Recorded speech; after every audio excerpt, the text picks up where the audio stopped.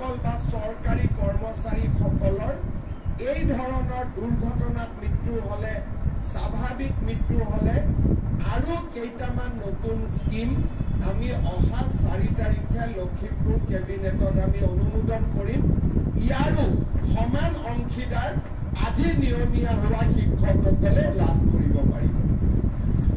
3% ইনক্ৰিমেন্টৰ কাৰণে এতিয়াৰ পৰা আপোনালোকে শিক্ষামন্ত্ৰীক মেছেজ দিব নালাগে, মোকো মেছেজ দিব নালাগে। নিজে নিজে বছৰত যেতিয়া বছৰ হ'ব 3% ইনক্ৰিমেন্ট আপোনালোকৰ লগত নিজে নিজে যোগদান হৈ যাব। ডিএৰ কাৰণে আপোনালোকে মেছেজ দিব নালাগে। আন 10জন চৰকাৰী কৰ্মচাৰীয়ে যেনেকে ডিএ পাব তেনেকে আপোনালোকে ডিএ পাব। তাৰ বাবে আপোনালোকে কোনো চিন্তা কৰিব নালাগে। আপোনালোকে মনত পেলাওক যে আমাৰ জাৰ্নিটো কেনেকে আছে। মোৰ আজিও মনত পৰে ইয়াত ষ্টেট পুল টিচাৰ কোন কোন আছে হাত দাঙক। মোৰ আজিও মনত আছে যে 2016-17 চনত আমি ইয়াতে স্থায়ী নিযুক্তি পত্ৰ দিছিলো টেট উত্তীৰ্ণ প্ৰাৰ্থীসকলক। তেতিয়া এটা কণ্ডিশ্যন আহিছিলে যে এতিয়াৰ পৰা আমাৰ নতুনকৈ নিযুক্তি আৰু নহব, কাৰণ গোটেই শিক্ষকসকলক শেষবাৰৰ কাৰণে টেট এবাৰ দিয়া হ'ব। তাৰ পিছত আৰু আমাৰ ODL টেট নাথাকিব। এই ধৰণে নতুন নিয়ম আহিছিলে। ষ্টেট পুল শিক্ষকসকলে মোক কৈছিলে যে আমি টেট পাছ কৰি চাকৰি নোপোৱাকৈ থাকি যাম আৰু আমাৰ জীৱন অন্ধকাৰ হ'ব।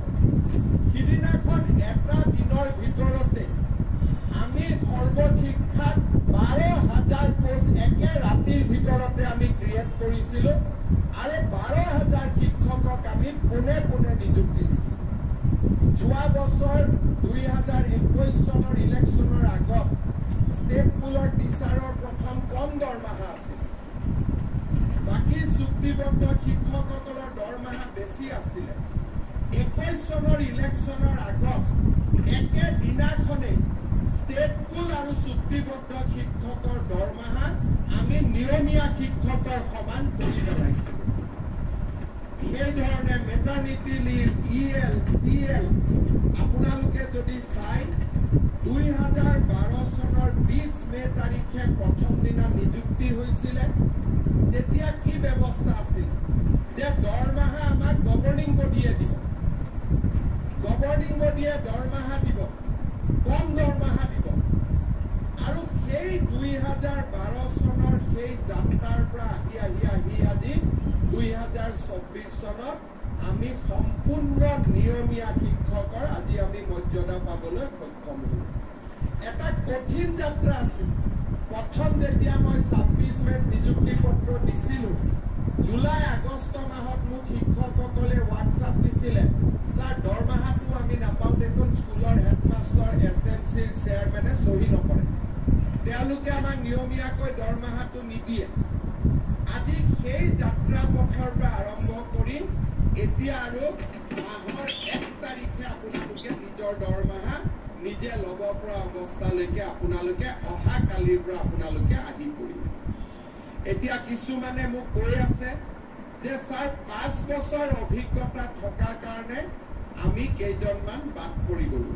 মই শিক্ষা বিভাগক অনুৰোধ কৰিম যে নিয়মীয়াকৰণৰ মানদণ্ড 5 বছৰৰ অভিজ্ঞতাৰ পৰিৱৰ্তে 3 বছৰ কৰি দিয়ক, যাতে বাকী সকলেও নিয়মীয়াকৰণ হৈ যাব পাৰে।